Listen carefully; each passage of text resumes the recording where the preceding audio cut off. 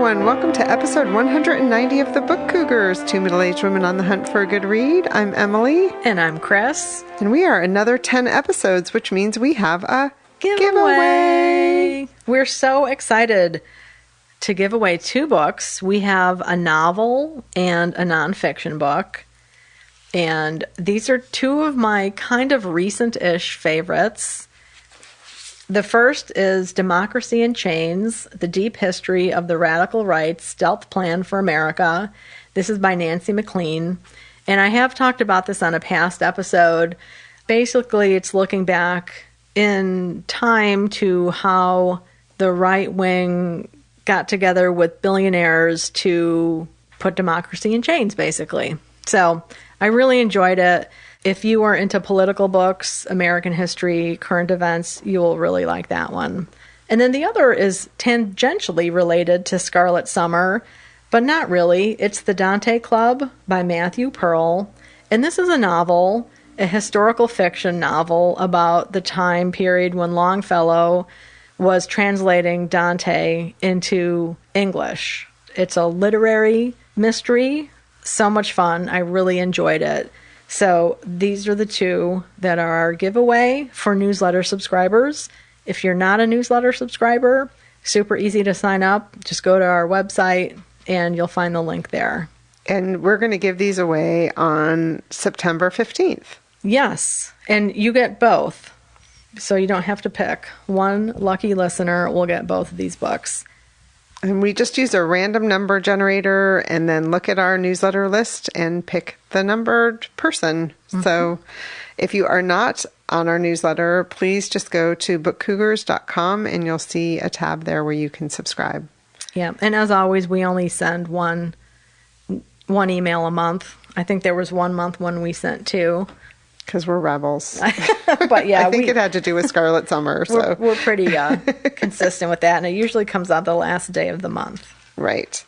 And we want to say hello to two new members of our Patreon community.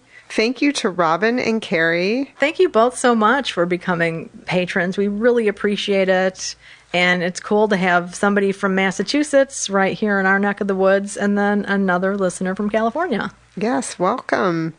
And congratulations to Julie, who sent us her Scarlet Summer bingo card with 3 bingos. Julie was busy this summer. She was busy. And I wanted to point out that, we've talked about how people can make substitutions.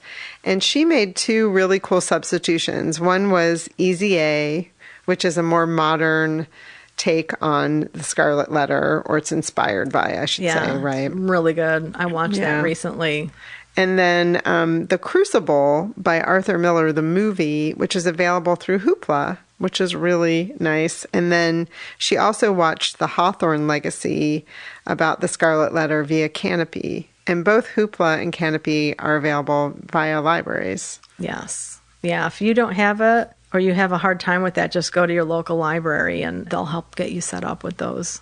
Yeah, so thank you, Julie, for participating. And we want to remind people that bingo card is available at bookcougars.com/Scarlet Summer. And the deadline is September 19th. Yes, get your completed bingo card to us and you will be entered to win the grand prize. Yes. Dun, dun, dun. Chris, what are you currently reading? I've been reading / not reading The Inferno by Dante. I've been kind of dragging my feet a little bit and, dipping in here and there and reading about it, which is usually not a good thing for me. It means I'm procrastinating quite often. But I am dedicating my free time tomorrow to really going through The Inferno fully. I have an audiobook queued up with the translation that I'm going to be reading tomorrow. I'm picking it up at the Ivoryton Public Library. It's the Pinsky translation. So Robin from Sacramento mentioned that she was listening to the audio version, and it was the Pinsky translation. So that's what I'll be doing tomorrow, but that's what I've been currently reading. So next time, listeners, I'm committed to saying this will be in my just read category. Ooh, she's keeping all the listeners are her accountability buddies. Totally. You are all welcome to, point fingers at me on social media if I don't finish it by the next episode. Well, I'm continuing to read Properties of Thirst by Marianne Wiggins. This is a novel about Rocky Rhodes, who's living in a California ranch that's threatened by the dwindling water supply caused by all of the water being diverted to LA. And he's mourning the loss of his wife, Lou, who was French-born, and they met and married, and he convinced her to move to this ranch with him. She's a doctor and also a gifted cook, and sadly she passes away, so that's why he's mourning. He's also raising his twin children, Summer and Striker, and his twin sister, Rocky's twin sister, Cass, comes to help him raise them because he's sad. The book is taking me forever to read. It's very dense. It's over 500 pages. But I'm also, instead of freaking out, you know how that happens when you've got a big book and then you see all your other books sitting there gathering dust, I've just been reading it a little bit at a time and really enjoying it. The story's really changing as I'm reading it too. Not necessarily that it stretches across a long period of time, but there's just a lot going on. What happens is there's the bombing at Pearl Harbor, and the American government decides to put a Japanese internment camp right here, even borrowing some of Rocky's property to put an airplane strip. So, a lot going on, including yummy food. And the listener that recommended this book recommended it to me based on that as well. So you'll hear from me again. I'm not going to make the statement that Chris made that this will be in my Just Read next time. We'll see. But again, it's called Properties of Thirst by Marianne Wiggins. Beautifully written book. Nice. Well, one reason I can say that I'm going to have The Inferno read is that we're having our Zoom discussion about it this weekend. So deadlines. If I don't finish it, I'm going to be the weakest link. And who wants to be that, right? Although it happens. So the other book I'm reading, and I just have been kind of dipping around in it. It's not one I'm going to commit to reading fully right now at this time, but it's My Friend, Anne Frank, the inspiring and heartbreaking true story of best friends torn apart and reunited against all odds. And this is by Hannah Pick Gossler. So Hannah and Anne Frank were friends. I know everyone's familiar with Anne Frank's story. Hannah and her family were also Jewish and taken by the Nazis and put into a concentration camp. They were at Bergen-Belsen. She actually was able to connect with Anne Frank there, which is just amazing and so heartbreaking. I'm dipping around in it, like I said, because I just don't have the emotional capacity right now to really read this. It's a memoir fully. But I wanted to let people know about it because I know Anne Frank is such an important figure, and a lot of people have loved her memoir. So if you haven't heard about this one, it is out now. Hannah Pick Gossler passed away in 2022 at the age of 93. And here's a picture of her I'm showing to Emily, of her with the picture of Anne Frank. So a very tragic tale, but Hannah survived and was able to write this, and it's a real beautiful opening with one of her grandkids coming running towards her with her daughter dropping the child off. And it's just, to think everything that she'd been through and then to see not just the next generation, but another generation of her family running towards her is just beautiful. So again, My Friend, Anne Frank. I'm reading a memoir called Thin Places, A Natural History of Healing in Home by Kerri Ní Dochartaigh. I heard about this book because I listened to her on Catherine May's podcast. I'll put a link in the show notes to that conversation. Kerri was born in Northern Ireland during the time of the Troubles. She was living in Derry, which was where the Troubles actually began. So she starts the book by really talking about that point in history, that time in history, and then it weaves into what it was like for her to grow up with one parent that was a Protestant and one that was a Catholic, and they had very little money, and she becomes enamored of nature and describes, living in what I picture to be what we would maybe call the projects, like government housing, and they have a very, very little space in their backyard that's mostly cement, but she wants to spend all of her time out there and finds any little bit of nature that she can. And this is a memoir, but it's also nature writing and history, I would say, and travel also. I wanted to just talk about thin places, what thin places are, and how she describes it. Heaven and earth, the Celtic saying goes, are only 3 feet apart. But in thin places, that distance is even shorter. They are places that make us feel something larger than ourselves, as though we are held in a place between worlds, beyond experience. After years of visiting such places away from Ireland, I heard a voice calling me back, a soft but insistent cry, a call back to her own home.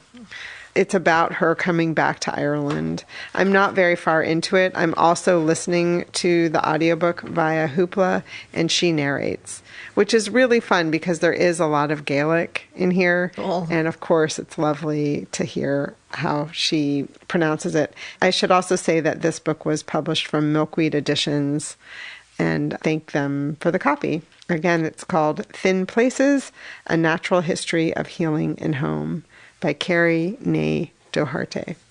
Nice. Well, I'm also listening to a memoir as well.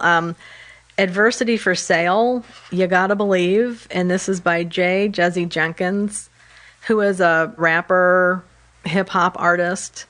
And this memoir was one of the influencer free audiobooks through Libro FM this month, September. They offer 10 free audiobooks to people who were affiliates of theirs, and I was looking for a memoir to listen to, and this one's really great so far. Jenkins is talking about his childhood, his growing up. I'm a little bit over 20% in, and he's 17 years old at this point, and I'll talk more about it next time, but I was really drawn to his voice, and he is also known as a leader. So this was also through HarperCollins, their leadership series, which is kind of cool, but he's known as being a real hardworking, upstanding kind of guy, even though he came from a background of being a thief and a drug dealer. He's an entrepreneur, very well-known artist, married with kids now and all that jazz. So I look forward to reporting back more next time. Very good. This episode is sponsored by Kissing Asphalt. Meet 4-year-old Delicia, a carefree child who is about to have her world shattered. Along with her older brother Niall, she is kidnapped from her home by her estranged father and taken to Iraq, a foreign world she has never known. This is just the beginning of a string of traumas, hardships, and assaults throughout her tumultuous childhood. For anyone who has struggled with childhood trauma, Delicia's unflinching journey through darkness and back to light will resonate. Delicia is currently offering a special limited edition paperback version signed by the author if you order directly from her at www.kissingasphalt.com. And those links are in the show notes. So, Emily, what have you just read? I just finished a book called LARK Ascending by Silas House. Do you ever have a book where after you read it, you think, like, how did I exist in this world without having read this book? I don't mean to overhype it, listeners, but that's how I feel about this book. So cool. Oh my gosh. And I didn't realize, it's been out for a while. It just released in paperback, and it's the winner of the Southern Book Prize. Silas House has written other novels. This one is a little bit different than his previous ones. So what is it about? The cover has this beautiful little beagle that's kind of at attention. So dog lovers, warning you that you'll love the cover. It's about Lark. And Lark and his family, they're climate refugees, and they're fleeing the United States as it's erupted in flames. And they've made their way up through Maine, up to Canada, because they've been told that Ireland is accepting refugees. The opening scenes of the book are a sailing ship that they're on getting over to Ireland, and it is such a ride, I'm here to tell you. I started this book on the train to New York this weekend, and I almost felt like this is a mistake because I am not going to visit anyone. I'm just going to go into a corner and read this book. I did behave, but I did read the whole book over the course of the weekend. So Lark and his family are headed to Glendalough, which is an area that his mother has always talked about being safe. And in the world of synchronicity, I'm going to read this. This is Lark speaking to someone he's run into. Have you heard of a place called Glendalough? I asked. Of course, it's an old monastic settlement right in the middle of the Wicklow Mountains. Some people say it is a thin place. That's where my mother intended to take us. She said it was the place of a spiritual vortex. Do you know what that is? Where the veil is thinner between this world and some other one. I've heard of folks who think that going to the vortexes are the only safe places left. It's hocus pocus, though, love. And I'm not going to spoil who this character is that he meets, but I couldn't believe that I had 2 books along for the ride to New York with me, and one was called Thin Places by Kerri, and then I get to this part in the book, and I'm like, oh, we're talking about thin places. And then you sent me an article, which we can talk about when you're talking about another book, but that author mentioned thin places, and I was like, oh my gosh, wow. But I also want to just read the paperback edition of Lark Ascending has an essay written by Silas House, the author, and it's called The Darkness and the Light. And I just wanted to read a little bit of it because I think, of course, the author can describe their book better than I can. Lark Ascending is set in the near future. Lark, a man in his early 20s, is determined to reach the rumored-to-be-safe place of Glendalough. He's escaped the United States, where fundamentalists have taken over, empowered by a climate disaster that has pushed most of the few people who are left into the Northeast. As a gay man, he is on the run not only from forest fires, but also from the new laws that make his existence a crime punishable by imprisonment or death. The scenario represents my worst fears about where we are headed if rampant religious nationalism and climate change aren't checked soon. Just as we have personal griefs, we also have global ones, whether they be the destruction of the planet due to climate change or the demise of our democracy. This is the dark place Lark inhabits. I'm telling you, this is such a beautifully written book and such an important story. I am so glad that it fell into my hands. Highly recommend. Now, animal lovers are going to ask me, are any animals harmed in the reading of this book? Right? We mind melded. You heard me asking that in my mind. Yeah. Seamus is the dog, and he plays a vital role in Lark's life. There are a couple chapters from his point of view, which are beautiful. No dogs are harmed, but they do live their natural life. Is that gentle enough? That makes sense. Yeah. Okay. Yeah. That sounds like such an intense book, and you don't get that from the cover with this beautiful dog on this calm blue background. Mm-hmm. I had no idea what this book was about. I had zero idea. It was sent to us. The publisher is Algonquin, who we have a really good relationship with, and I do think I read something about it that made me think, oh, this is a book I'd be interested in. But I really feel like it picked me in a lot of ways. Yeah. Oh, that sounds really fascinating and one I definitely want to read. It is so good. Again, it's called Lark Ascending by the author Silas House. And as I said, I mean, from what I've read, this is quite a departure of what his other writing is like, story-wise, not the quality of his writing, but highly recommend. So is it setting you up to ask you if that is a contender for your top 10 of 2023? I think both. I'm going to be so bold because of where we are. It's September. That Properties of Thirst by Marianne Wiggins and Lark Ascending by Silas House will hit my top 10. All right. You've heard it here, listeners. Yes. Well, I was super happy to finish reading the biography of Hawthorne by Brenda Wineapple that we purchased when we were at the Manse, the old Manse in Concord, Massachusetts, where we went for a Biblio Adventure. The old Manse, that's the home where Nathaniel and Sophia moved just after they were married. I had asked our tour guide which biography she would recommend, and this is the one she put in my hands, and that was Mary Beth Bass, our tour guide, who's also an author. So this is a very readable biography. It's a cradle to grave, so spanning his entire life, a little bit of, ancestor action as well, so you know kind of where he's coming from and what he was born into. So readable. And the chapters are short as well. They're like 15 pages or so, which is wonderful because you kind of feel like, oh, I could get in another chapter. So I read it very swiftly. And as I said in my very short review on Goodreads, sometimes cradle to grave biographies are really sad.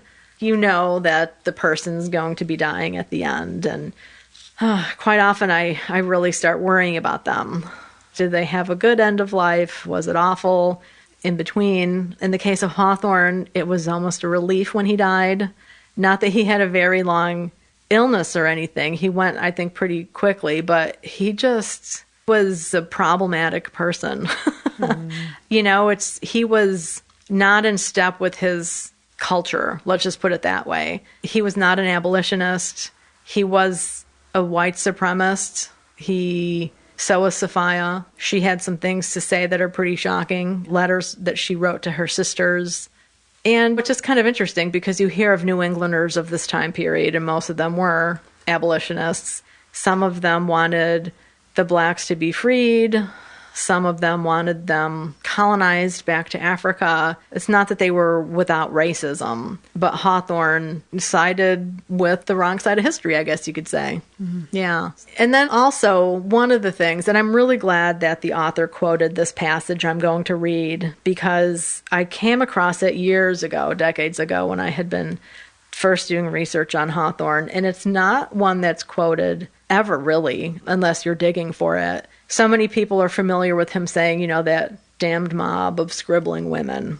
And it's sometimes even said as if it's some kind of charming thing, oh, Hawthorne. Let me read this to you. And this is a direct quote from Hawthorne, talking about women writers. I wish they were forbidden to write on having their faces deeply scarified with an oyster shell.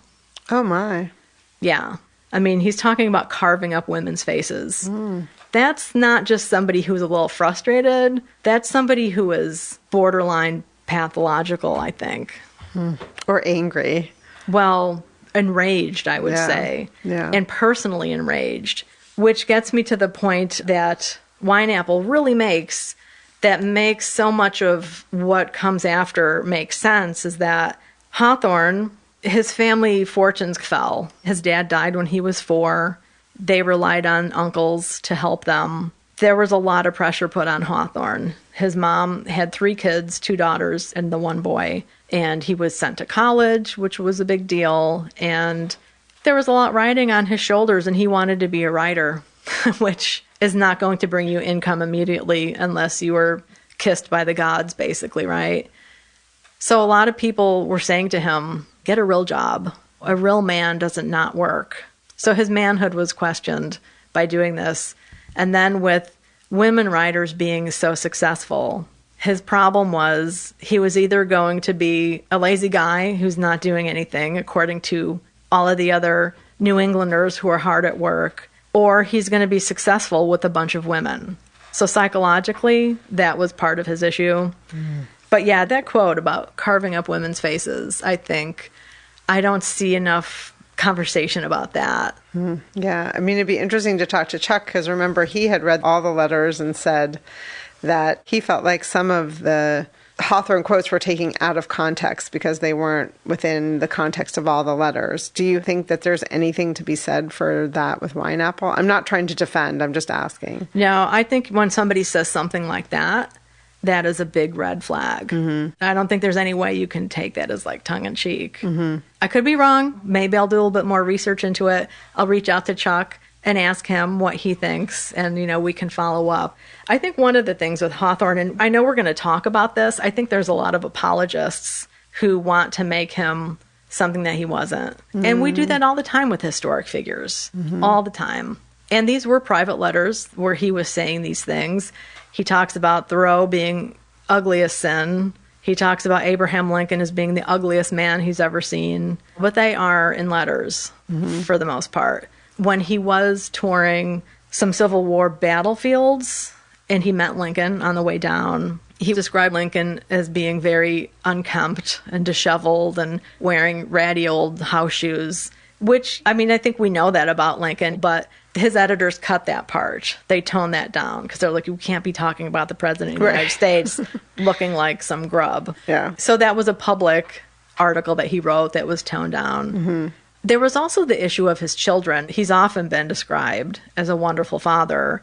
And when I was reading in his American notebooks, he sounded like a wonderful father. He does occasionally say, like, oh, dear, I'm so glad my wife came and took them away because he wants to get some work done. Like, who doesn't say things like that? But their daughter, Una, they didn't let their children read newspapers, and they didn't let her read his novels like The Scarlet Letter or The Blithedale Romance. They really kind of kept her isolated. And there was one point when she was maybe 13, when she starts feeling like she's going mad. I mean, was it because they were isolating her from current events? They didn't want the kids to know anything that slavery existed. And everybody else in the family, there were a bunch of abolitionists who were sending these letters to them when they're living in England and living in Italy about what's going on in the United States, but they're completely sheltering their kids. And then when they're back in the United States and Concord, Una has episodes where it sounds like she is just enraged. You know, her brother gets to go to school, but she is not allowed to go to school because they don't believe in coeducation, Nathaniel and Sophia, which goes also against their family of origin. So how did Elizabeth take that? Wasn't she the one that started kindergarten? Mm-hmm. Yeah, the sisters, Mary and Elizabeth, I don't know because the author really keeps a tight focus on Hawthorne. Mm-hmm. So I don't know those details, or they're not discussed in this biography. Right. And she doesn't go into detail about Una. But reading those sections, I thought, oh my God, it's like the yellow wallpaper. Mm. It's like a woman who is isolated and kept away from any kind of stimulating input. And she goes mad. I just could not help but think about that in Una's case. So what's Wineapple? Does she have a conclusion of anything she feels about him, or does she keep her opinions out of it? No, I think she has opinions throughout. And she doesn't judge him harshly, I would say. I mean, I think somebody could really probably go to town. I think she tries to keep it fairly well balanced, and that he was complicated, but ultimately unknowable. Because he didn't really let his hair down a lot, let's put it that way. And what would be fascinating, it would be to have some of those earlier letters. He burned so many of the letters, as people did back then. I don't think he was a unique case in that regard. But no, it was interesting to know the flow of his life, the struggles that he had. He was always struggling financially. Even towards the very end of his life, when he was afraid of being in the poorhouse, he didn't really need to be afraid, you know, from what the records show, that they had enough money and they were okay. But that was a constant worry for him. Yeah, I think that's hard to give up if you've lived like that for years. I don't think it's easy to believe that you'll be fine. Yeah. That started when he was 4, that his family was in harm's way as that goes. So, yeah, interesting. And one of the interesting things, too, he went to college up in Bowdoin College in Maine, and he made really good friends. There's 3 guys. The 4 of them are really great friends, and they partied a lot together, as college kids have always done, apparently. And he realized all of those friends of his, they all had dads, you know, and he didn't have that male parental figure in his life necessarily. He did have his uncles, and some of that was kind of problematic. So that was an interesting point too, in terms of maybe not being exactly secure in his manhood. She does not bring up the issue of him potentially having gay experiences. That's not something she goes into. There's one speculation that when Hawthorne and his uncle, one of them, for a while they shared a bed because the family was renting other rooms to people, that his uncle could have attacked him one night, but there's no evidence for that. So I'm not even sure where that came from. I might be blanking on footnotes or something like that. I mean, I think it's more possible for him to have been lovers with Franklin Pierce, his college friend who became the president of the United States. They were always very close. They went on vacations together. And in the scene where Hawthorne dies, they are away together at a hotel. And supposedly they could see each other from their bedrooms. They had adjoining rooms. And when I was telling Emily this story initially, I said, Pierce said he looked at Hawthorne and he was sleeping comfortably. He was fine. And then when I woke up in the middle of the night and checked on him, he was in the same position and I felt his forehead and it was cold. So he had died. And Emily said, well, yeah, they could have been in the same bed together, not necessarily having adjoining rooms, I mean, there's so many things that gay people have done through the generations to make it look like they're traveling companions when they're not. So who knows? Right. We don't know. Yeah. There is a little bit of conversation about how their marriage does kind of drift apart in later years, and that he was very controlled about her not having too many kids and making sure they were spaced out far enough. And that's the speculation, too, on his sex drive, I guess, although the point was not belabored. There are other biographies on him. I'm not going to pick one up anytime soon. I think I'm a little Hawthorned out at this point, although I do have one of his short stories to read to get bingo. So we'll see how that goes. It's all about the bingo. Yeah. So, but this biography, really, I highly recommend it. Brenda Wineapple. It's called Hawthorne, A Life. We also have our third quarter read-along, the final book in our trilogy of read-alongs for Scarlet Summer, The Invisible Hour by Alice Hoffman. This is the book I think we've mentioned many times, was the book we found out was coming out in August, September, and so we kind of built Scarlet Summer backwards off of this. Mm-hmm. So we read The Scarlet Letter by Nathaniel Hawthorne, Hester by Lori Lico Albanese, and now The Final Frontier, The Invisible Hour by Alice Hoffman. Yes, which is out now. It just came out August 15th. Yeah. I think it came out. And to remind people, when we talk about read-alongs, we may have some spoilers. We will have some spoilers. If you haven't read the book and you don't want spoilers, skip ahead. If you don't care about spoilers, listen. If you're not going to read the book, listen. Right. It's all up to you. You're in charge. Yeah. So this book is about Mia Jacob and her mother, Ivy. The book starts with Ivy, and Ivy is a teenager in high school and living in Boston, and she becomes pregnant from a young man who's attending Harvard. She thinks he's the love of her life, and they're going to run off and live happily ever after. And as sometimes happens, that is not the way he felt. He slams the door and says, I'm not really interested in you. And not that I need to be fair to him, but his lack of interest had already happened. He was a college boy who was having fun and saw her as someone fun to hang out with. And then I think he left for the summer and came back and had moved on to other things. And she was pregnant. He's no longer interested. Her parents then throw her out. Her father really throws her out. They're pretty wealthy. They're very well off. And yeah, she runs away. Yeah. They were going to take her and make her have the baby and then give it up for adoption. And she was not interested in that. Right. Because it was her baby. She wanted the baby. Right. She runs off and essentially she meets up with another woman who's heading up to the Berkshires. They band together and run away to a cult. Right. In Blackwell, which is this fictional town in Berkshire County. And that is the connection in a lot of ways to The Red Garden, which was the earlier novel by Hoffman that we have talked about. So they're in this cult, and it's a cult where there's one man who's in charge, shocker. Yeah. And everyone listens to him. Children don't know who their parents are, really, or they're not supposed to care who their parents are. But Mia and her mom kind of know. Right. And Ivy, when she arrives to this cult, she's pregnant, as we've said. And Joel falls for her, and they marry. And once Ivy gives birth, he adopts Mia as his own. Although my understanding is all of the children are his, but I just made them. Oh, and my understanding, too, is like, okay, spoiler alerts, stop now if you need to. Ivy dies. His prior wife died, and I was like, does he have them knocked off? Oh, yeah, 100%. Okay, all right. Okay, no, I wasn't sure if it makes that clear. Okay. Yeah. It does? Okay. Yeah. All right. There's one point where he's angry. We're really spoiling this. At the end where he even says to me, I took care of that. I took care of your mom. She was never going to leave me. Right. Yeah. Yeah, very controlling dude. I mean, talk about escalating spousal abuse. Threats, take them seriously. Well, cults typically, I mean, we don't need to go down this path, but are not run by people of sound mind and body. Yes. So I would put Joel in that category. Yes. And now, opposite of him, coming on the white horse to save the day is a librarian in town. Mia sneaks into the library and grabs a book. You are not allowed to have books in the cult. So she hides them in the barn, under floorboards and things like that. But she keeps going back and reading.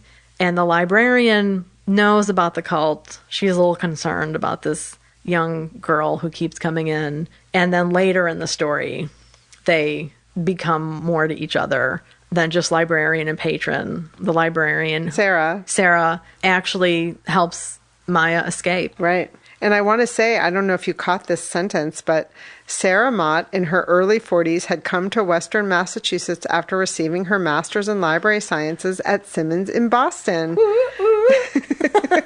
which Chris is now an alumni. So you and Sarah. Oh, yeah. So, of course, it's scary that part of what's happening at the cult is by preventing these children from being able to read, they don't have an understanding of the outside world. They're trying to limit their understanding of the world around them, which mimics what's happening a lot in our country now with book banning, which is obviously one of the things that Hoffman is doing with this novel. Right. Yeah. So the first part of the book, I was really falling in love with the novel. I texted Emily at one point. I think I was a little bit over like a page 150. I was like, man, I'm just like whizzing through this novel. And then a few pages later, it was like, okay, am I getting tired? What's going on? Maybe I'll just stop reading for tonight and I'll pick it up again in the morning. So what happens, there's basically two parts of this novel. So the first part is her mom, Ivy, and her and Maya's story, very much. The second part involves Hawthorne as a character in the novel because Mia somehow time travels because of the Scarlet Letter, which saves her life. And this is in part one, I believe. She just grabs this novel and she's going to commit suicide, actually, when she opens it and is immediately enraptured and realizes, like, oh my God, this is my story. Right. And with foreshadowing, there is the novel, when she gets this old copy of the Scarlet Letter off first the shelves edition. of the library, it is dedicated to her, which is a mystery. Yeah, there's a handwritten dedication. Yeah. Which is a little foreshadowing. Right, yeah. So then Hawthorne comes along and she's time traveled to his time period before he's written the Scarlet Letter. And she's in love with him. I think a lot of people fall in love with authors that they admire, especially when there's such a hot portrait of him. Yes. But at first I thought, okay, is it just because I just finished this biography of Hawthorne and I know that he did not believe in magic or women's equality? I'm not really sure. What was that second part like for you when you first started it? I mean, I have trouble in a lot of ways with time travel in general. I don't have a fascination with it that I know some people have. I've heard an interview with Alice Hoffman where she says she's very fascinated by time travel and would love to be able to time travel. So I think that's why she put it in this book. I am very much a big fan of magical realism, and I don't think those things were the same here. I think it definitely was time travel, like she went through a portal and was back in time. And I felt the same way as you. Like, I was loving the first part of the book so much and got what she was trying to do. I mean, she was taking on Roe v. Wade, essentially, right? And book banning, putting what's happening in present day into this novel so we understand there's a lot to lose here. Things could go back to the way they were. Right. And there's a area in Salem in Hawthorne's time that is fictional, I think, where women would go to bury their dead babies or their aborted babies that no men in the town know about. So I'm thinking it's fictional. Yeah. But who knows? I think a lot of towns might have had areas like that back in the day. And it's surrounded by herbs that can help induce miscarriage. Right. And, you know, it's Hawthorne's older sister, Elizabeth, who shows Mia that area and what the deal is. I didn't like the portrayal of the older sister either, necessarily. It's interesting because from the biography, she was a writer herself and a very smart woman who was, of course, curtailed by her circumstances and her time period and her gender. But she actually helped Hawthorne do a lot of his writing when he was writing for a magazine. A lot of the pieces were actually written by her. Anyway, sidebar. So what I did like about that second half, particularly because we had just gotten back from our Biblio Adventure to Salem when I decided to treat myself and sit down and read the book. And so when I got to the parts about Salem where we had just been, in the Berkshires where we had been the week before or 2 weeks before, I loved that part of the book. So I was torn because I felt I liked that part. I just wish that she had gone back in time maybe a little differently, and I didn't love the love story between the two of them. That happened awfully fast. Yeah. Yeah. I mean, I really felt almost as if two different people wrote the two different sections.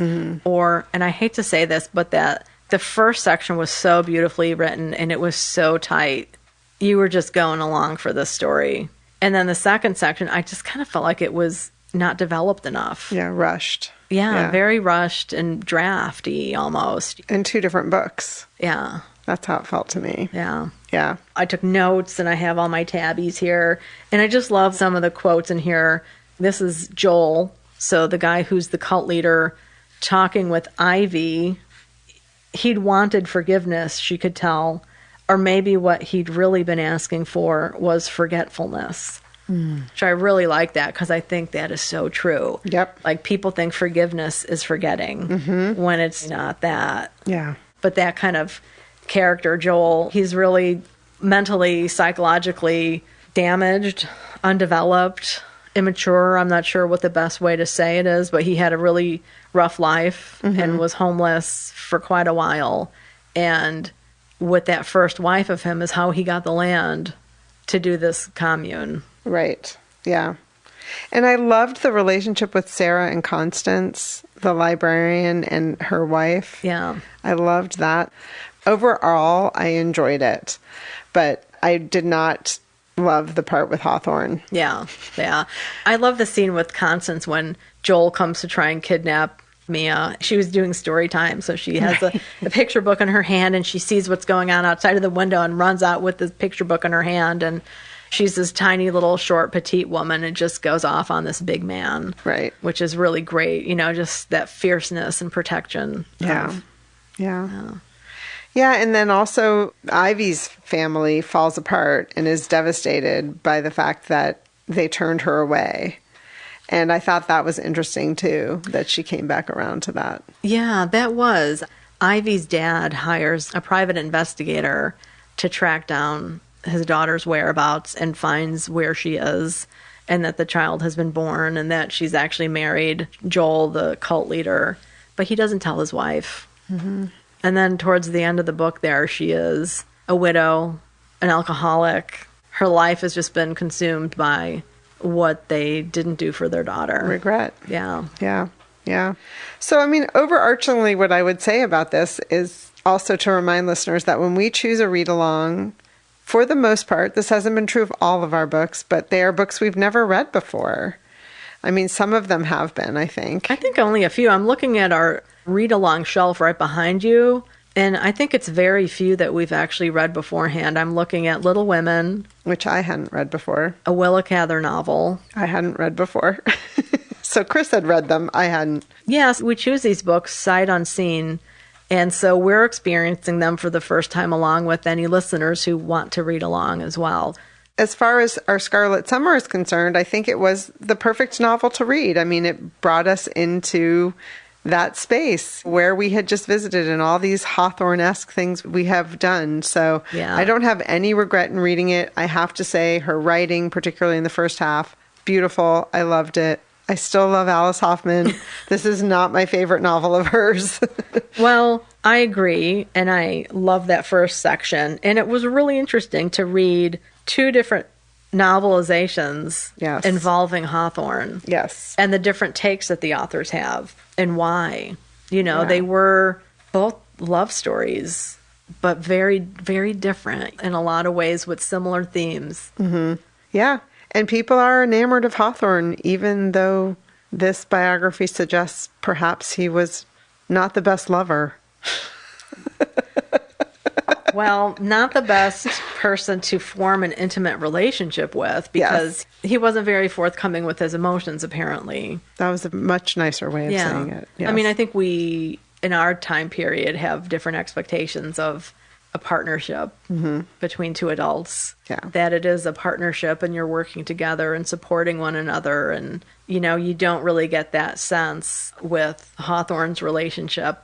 And I even wonder about these ideas of it being this perfect marriage. I mean, early on, all marriages are great for the most part. Well, but I mean, from the very start, he didn't want her to pursue her art. He didn't want Sophia to pursue her art, which, you know, isn't very generous. Well, and there's a time period when they are really struggling for money that she starts painting lampshades to make some money. Yeah. And he doesn't mind that when it's really critical. But, you know, I think when you're young, you think, sure, it's a struggle to become a writer, but I'm going to make it. And the Scarlet Letter, although it did get good reviews, it didn't bring him the financial windfall he was hoping for. So, you know, I think with age comes a lot more experience and understanding of what's needed to run a household. Yeah. Yeah, that's true. I mean, especially when you start adding offspring into the mix. Yes, definitely. Yeah. So, The Invisible Hour, Alice Hoffman. Let us know what you think. We can't wait. We're going to have a conversation with listeners this coming weekend. So after this posts already, but next episode 191, we'll probably have a little bit of follow-up about The Invisible Hour, talking about what everyone had to say on that Zoom call. And wrapping up our Scarlet Summer. I know. I can't believe it. I know. That's when we'll pick the bingo card winner and really wrap it up. So thank you to everyone who's been participating, reading along, commenting, going on Hawthorne or Scarlet Letter or Scarlet Summer Biblio Adventures. We've really enjoyed it. Yeah, it's been so much fun.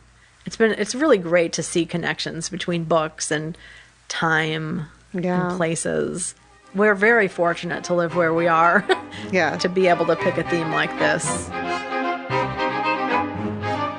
So speaking of which, Biblio Adventures. Yes. Boy, did we have a fantastic Biblio adventure to Salem. Oh my gosh. Our longtime friend of the podcast, Karen, also known as Barker for Books on social media, joined us in Salem. What a treat. So much fun to meet Karen. She has great reviews on her social media. So smart. So well read, and just up for being silly with us. We had a really wonderful time. And for people who are curious about how many steps we get during a Biblio adventure, that day we had close to 16,000 steps because we walked all over Salem. Some Biblio adventures, I'm sure we get maybe 2,000 if we're lucky. Especially the ones where we sit in a library all day. So there is that about a Biblio adventure too. You could really get up and get out and do a lot of walking. But so much fun that Karen joined us. We met up at the House of the Seven Gables. Yeah, and we registered ahead of time and got tickets. It does get very busy there in the fall, so highly recommend you do that. And we went on a house tour. Yes, we should say they're very strict about their tickets. You do have to buy the tickets online. You do have to show up ahead of time. They do not take late entries. They do not offer refunds. I'm sure that's because of the fall when they are totally packed. Like there is a line through the parking lot, they've said. So just be aware of that. We went on a hazy, foggy, very atmospheric day and pre-Halloween times, so it was quite empty. We were very lucky. We were on a tour with 5 people, I think. Yeah, and it was such a good tour. Yes. Really enjoyed it. I had never been inside of the house before. Emily hadn't, but Karen had years ago, so this is her second time. She showed up wearing her Scarlet Letter t-shirt that she had purchased there the last time. Yeah, awesome. That was so fun to see that. Extra points for you, Karen. Yep. I don't know what the points are for, but you got Put that on your bingo card somehow. Yeah, so our tour guide was Jennifer, and she really gave a good background to the house and the people who live there. They're trying to do more research on the people who were enslaved there back in the day. You know, that house was modified over the decades for living purposes, but also to follow the novel, The House of the Seven Gables. So they made some additions to it to represent the novel, because even by the early 1900s, this home was already becoming a literary destination. Yeah, a Biblio Adventure site. Yeah, and we should back up by saying that Hawthorne's cousin lived there, and that's why he visited there during his youth, really. Yeah. And that's where the idea of his novel, The House of the Seven Gables, came from. Yeah, the Ingersoll family. So Duchess is what I think he called her. She owned the home eventually, and over the years it had been expanded, but then it had been condensed again based on the needs of the family. And when they were eating dinner one night, and that's in the biography, she says, back in the day, this house used to have 7 gables. And it just clicked with him. He's like, oh, I like the way that sounds. So it was some decades later before he actually wrote the story. But that is just so cool to know that spark for a novel that's been so famous and a home that is so historic. Yes, yes. And we got to go inside. There were tours going on behind us, so they really didn't linger, but I feel like we spent enough time in each room to get some good information. And we got to go into these really tight staircases. Oh my gosh. So yeah, that was one of the additions to reflect the novel. Teeny tiny, narrow wooden steps, bricked in, walking up, going around a little circle almost. Well, a turn, not a circle, up into this room that the only way you can get to that room is using this secret staircase. That up in that room, there's a little lever that closes the door on the bottom because it's hidden, you know. Right. We were wearing our backpacks, and Jennifer, the tour guide, said, I recommend you put your backpacks on your front. Right. And I'm like, woo, thanks for that bit of advice, because I had to actually turn my backpack sideways because I had my water bottle on the side. It wouldn't fit. Yeah. It was tight. I was impressed that they let us walk up that. I know. Because, you know, there's always a safety factor. Right. And so that was a little bit of danger that was fun. Yes. And then when we got up to the top, she continued the conversation, but there was also this model of the house that I think she said one of their volunteers had built. It was unbelievably precise. Yes. There were 2 models. There was one that showed what the house looked like, I think when Hawthorne visited it. And then the other one is as the house is now. Right. But what's cool is you can pull away the different additions. And when she pulled away one of the additions, Emily was like, oh! I gasped. I mean, it was like a big reveal. Like you didn't expect that to happen. I know. It was like the coolest version of Legos is the only way I can describe it, the way it was put together. But it was very cool. So cool. And so up in that attic space, you can also see the original plaster walls with horsehair insulation, which is neat to see. Yeah. Yeah. She pointed out a lot of very cool details. And then also located on this property was the house that Hawthorne was born in that wasn't originally located there. They had moved it to this property. Yeah, they have a whole campus of homes there. I think over the decades, she said if there's a historic home that's going to be torn down for whatever reason, if it fits, they try to acquire it and bring it over. So his birth home was built, I think, in the 1700s. And it wasn't a very good example of that style of architecture to begin with. So the town was just going to tear it down. They were able to purchase it for $1, but then obviously had to put out the cost to get it there. Yeah. But that was really nicely renovated, and they had some nice signage and some artifacts throughout, including Hawthorne's desk. Yes. Which was so cool. Yeah, that was very cool. And so confusing, because when we were at the old manse, we were told that this little desk that is against the wall and kind of flaps up and down, this very tiny desk, was his desk. But from reading the biography and then seeing the desk in his birth home, Hawthorne actually purchased that desk after he graduated from college, and it moved with him. So he actually had that desk at the old manse. So that was a little bit of misinformation. The way they described it is he liked working at this little tiny desk that faced a wall and wouldn't look out the windows. Yeah, and that wasn't reflected in the biography. But you don't know where the information comes from and who chooses what information. So it may not be inaccurate. Right. Who knows? Maybe he worked at both. Yeah, maybe he saw Louisa May Alcott's desk like that she had in her bedroom. at Orchard House and was like, ooh, I want Right. that. Although I don't know what Hawthorne would be doing up in her bedroom, but you never know. Yeah, or maybe she just bragged about her desk. Who knows? Right. Or maybe someone was going around building little desks for all the writers living there. Oh, that's interesting. Anyway, we Wow, digress. We could write our own story about that. We could, as the desks turn.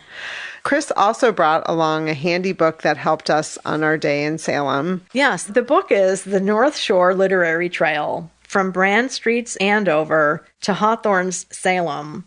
It's by Kristen Beyerfeld.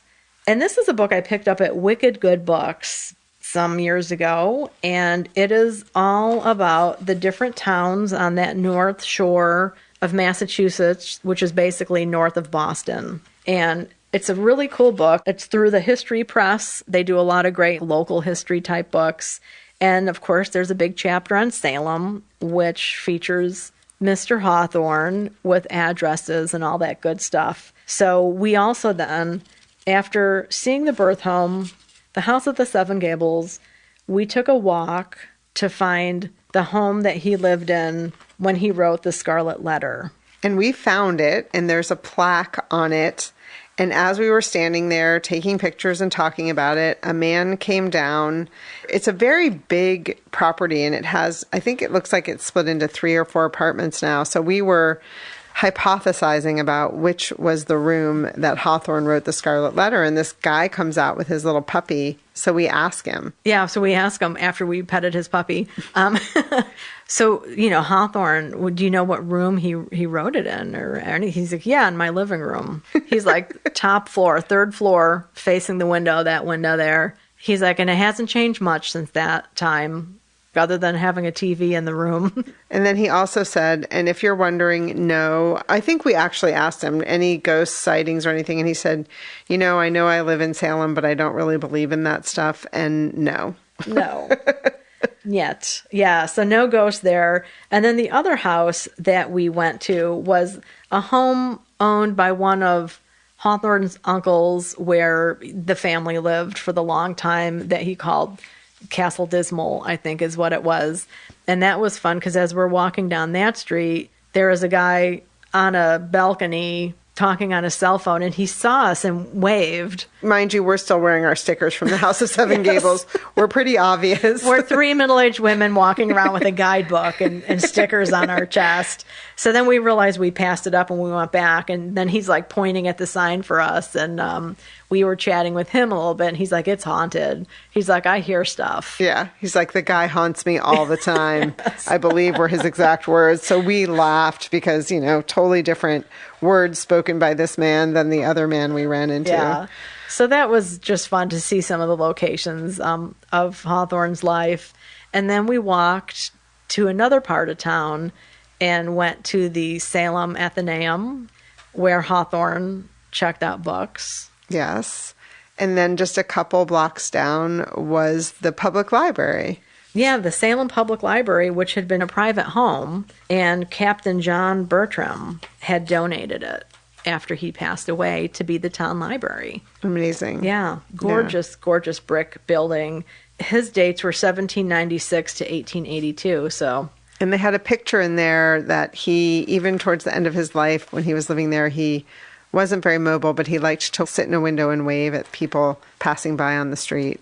Yeah, and we also saw the Bewitched statue, which is downtown from the Bewitched television series. Yeah, that was fun to see. And alert, for any of you local to Salem, there's a little free library on that corner that needs your help and support. It was empty. That's right. We couldn't believe that. Yeah, that was the first. Well, you know what? The one at the Old Manse was empty too. So. Oh, that's true. We filled that one. Yeah, we weren't close enough to our car to put books in this one. Yeah. So if you're hearing this and you live near Salem, check out that little free library and fill it up. Yes. Then we did go to the Witch Memorial, the women and men who were victims of the witch delusion. Yeah, and I printed up something about that because I saw that there was an organization called Voices Against Injustice that is the one that's responsible for putting that together. Just a few quick facts. It says, January 1692, start of accusations in Salem Village, now Danvers, with a slave Tituba being accused by a bunch of girls. And then the first execution was June 10th of 1692. 20 people are memorialized at this site, and it's quite moving. It's done with stone walls, and then there's a piece of stone jutting out that then etched in each of those 20 are the different names of the people and their dates and how they were killed. Yeah. Most of them were hanged. One person was pressed to death. Yeah. Which I had never heard of. Yeah, I saw a movie, some kind of witch movie when I was a kid when somebody was pressed to death. And it's one of those scenes from being a kid that I can still picture very vividly. Yeah, that's memorable. Yeah. It's a wonderful monument because the stones that jut out, they almost look like benches that you can sit, so the carving of the person is on one side and then it's blank on the other side. So you can almost imagine somebody sitting there with their ancestor. Each stone did have flowers placed on it by different people because there are different flowers on several of them. Right. And I just wanted to say that it was made possible by a grant from the National Endowment for the Arts, and it was dedicated on August 5th, 1992 by Nobel laureate Elie Wiesel. As you're saying, it's designed to be a place of respect and reflection. Really beautiful. Yeah. And it's right next to the old cemetery that's there that was closed. And I don't know if it was locked already because it was dusk. When I had been there before, you could actually walk through that old cemetery. That's my guess. I mean, we visited it. We had gone to supper and then we're walking, and it was definitely dusk. So my guess is they had closed it. You know, I'm sure it's open. I would think it's open. Yeah. And then it was pretty dark, and we were walking around, heading back to the car. And when we did make it to the Hawthorne statue, that's on one of the main drags, but we didn't really get a great photo because it was dark. It was a little dark, and a bat flew, remember? Yes. A bat flew down really close to us, and we were like, oh my God, we've been looking for Hawthorne's ghost all day. Here it is. So, right as we're standing at the statue. It was a fabulous day. Highly recommend going to Salem. I'd like to go back. Yes, I would too. The only thing that we didn't accomplish that day was going into a bookstore. They were closed by the time we were, having the time to do that from seeing the other sites. But we'll be back, Salem. It's such a fun town to walk around. It gets super crowded in October, just so you all know. But there are so many walking tours that you could take. There are a lot of museums. We didn't get to go into the Peabody Museum because they're closed on Wednesdays, unfortunately. So I know I'd like to go back to that museum. Yeah, I've heard great things about it. Yeah. And one of our listeners, Lorraine, who we were hoping to meet there as well, had said that you must go to the Peabody. So, Lorraine, we will come back and we'll give you some warning next time we do. Yes. So that was fun. So much fun. Well, we also had another Scarlet Summer related Biblio Adventure. Yes. We did a watch along of the 1934 adaptation of the Scarlet Letter with some listeners. It was so much fun to do that. It was so much fun. We had a hard time figuring out how to make it happen and finally realized that we could just Zoom because it is available to watch on YouTube. So we'll put that link in the show notes. It's just over an hour. Very easy to watch. It stars Colleen Moore. And one of the things that shocked me at the very beginning as the credits roll is that she was given top billing with huge font for her name over all of the men. And I was just really surprised by that. Yeah. It was a different time in movies. And I had read actually that women were directors quite often in early films. Yeah. So that was really fun. And we had time to talk afterwards. And one of the listeners pointed out, who Colleen Moore is, and I hadn't made the connection that she is the person who's the focus of Kathleen Rooney's new novel, From Dust to Stardust. A fictional character named Doreen O'Dare is based on Colleen Moore, and she was the original flapper of that time period of the roaring 20s and 30s. Yeah, it's amazing. It is amazing. So overarchingly, we all thought it was really interesting and fun to watch. There was one part of the movie that was not true to the book, which was that they inserted these characters for comic relief. Yeah, these two guys, like mismatched men, a big guy and a small guy. One of them is seeking the hand of this woman, and everything goes awry. Right. And there was a funny scene with something called a courting trumpet. Yeah. Which is this long tube that has at the ends, at each end, a piece that you can speak into or a piece, the other side, put over your ear. So people were able to whisper things to each other through that. So there's this whole comic shtick where the man who wants to marry her has his friend do the talking, and she thinks, oh, he's going to ask me. It was very 8th grade, as I said when I saw it. Like, send your friend with a note to tell somebody that you like them. Right. But anyway, it was funny, and it was so not Scarlet Letter-y. It was not. So that kind of takes up the Pearl segments of the Scarlet Letter, because they didn't adapt that. Like, they didn't show Pearl in the woods or anything like that. The storyline really focused on Hester and Dimsdale, you know, showing their relationship, as it may be. Yeah. And the adaptation was, I thought, costume-wise, I had a question about the women wearing, I called them pilgrim hats, you know, the tall steeple hats, because women were wearing them in one scene. And I'm like, what? Is that kind of being a weird 1930s thing happening? And so I did a little research about Puritan clothing. And it turns out women did wear those hats. They were called steeple-crowned hats. And women wore coifs, those little skull caps. So they wore those when they were out and about, but they would put the hat on top of that. And I was just like, wow, never knew that. They didn't have buckles on their hats because those were really pricey. But what I was interested to find out is that Puritan clothing was colorful. It wasn't black and white. Oh, I didn't know that. They reserved their black and white, or black especially, for Sundays and special occasions. That was their fancy clothes. Their other clothing was regular 17th century wear for people of whatever class they were from. So there was some manifests from ships of the pilgrims coming over, and it described their clothing. Green pants, blue vest, things like that. So that was fun to learn about. Yeah. Yeah. All from that movie.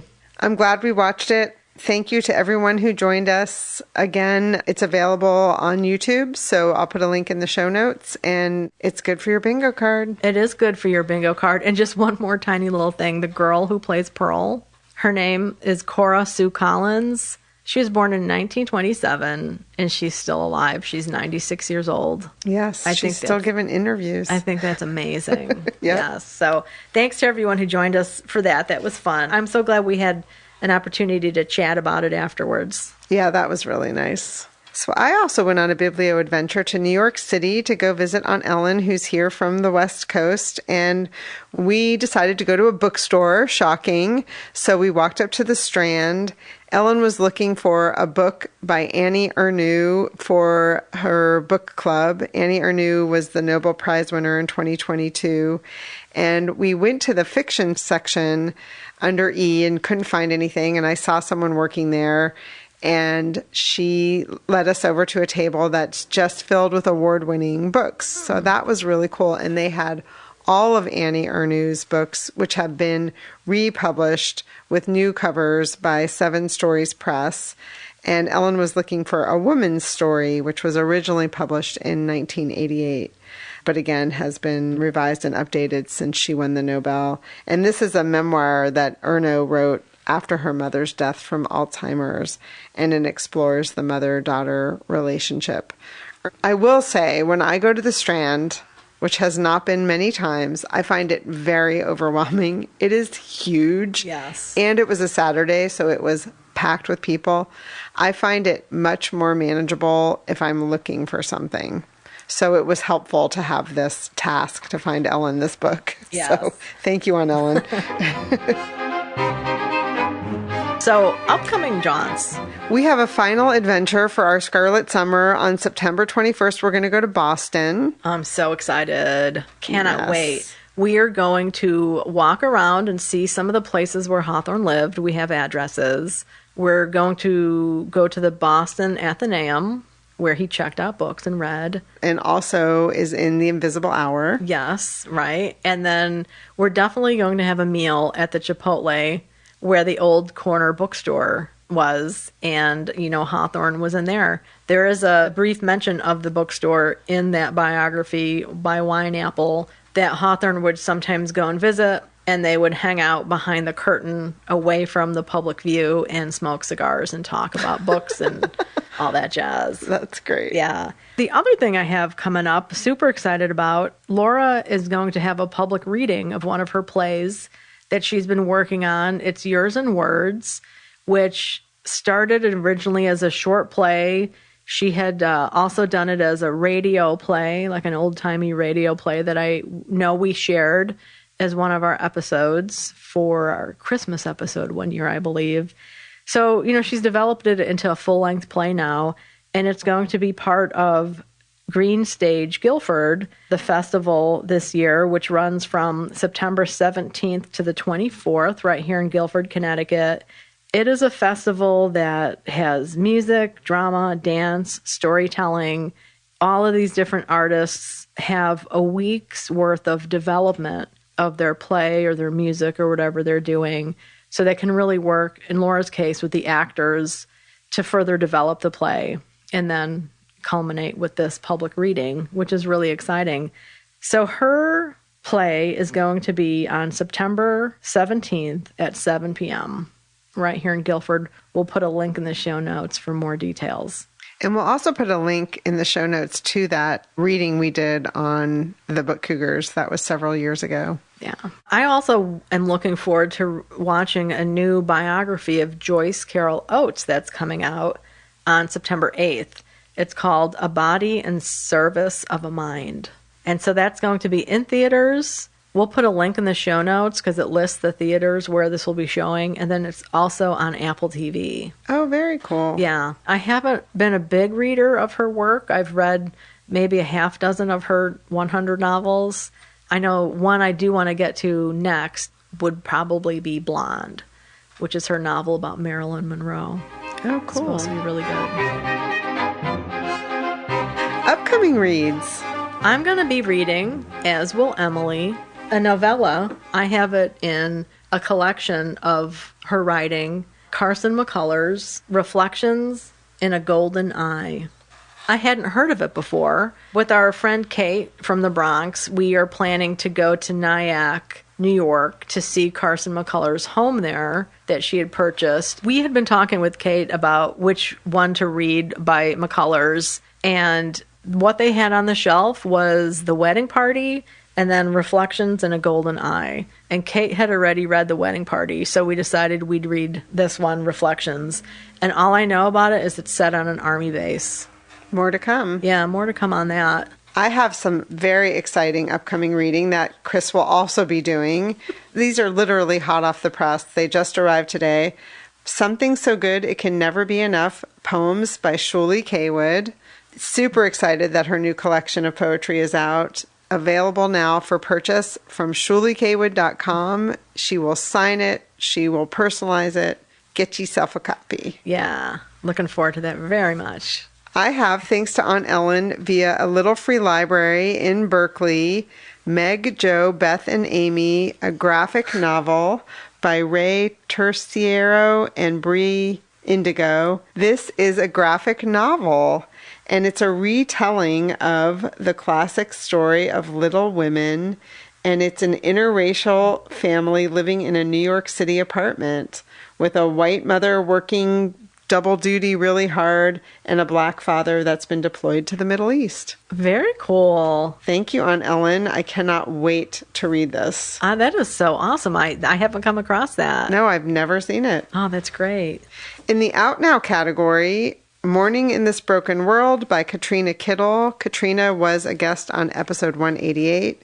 Creep, Accusations and Confessions by Miriam Gerba. That book is getting some serious marketing, big billing. I see it everywhere. So it's a memoir. Yeah. And then also From Dust to Stardust by Kathleen Rooney. And you sent me an article with an interview about that book and Kathleen Rooney, and she mentions thin places. Yeah, so the fairy aspect with that is Colleen Moore had created this fairy castle that is at the Museum of Science and Industry in Chicago. Yeah, thin places. Yes. Magical realism. Well, thank you all for sticking with us. This is just us this episode. Yeah. Thanks for listening, and We'll see you again in 2 weeks. Happy reading! Thanks for listening to The Book Cougars with Chris Wallach and Emily Fine. We'll be back again with another episode in 2 weeks. Until then, come chat with us on social media, Goodreads, or email us at bookcougars@gmail.com. If you'd like to help support our podcast, please tell others about us, leave a review wherever you listen, and consider becoming a patron. Even $1 a month is a big help. Learn more about that on our website, bookcougars.com, where you'll find the show notes for this and all of our past episodes. Thanks, everybody. This episode was edited by Pat Keogh Sound Design.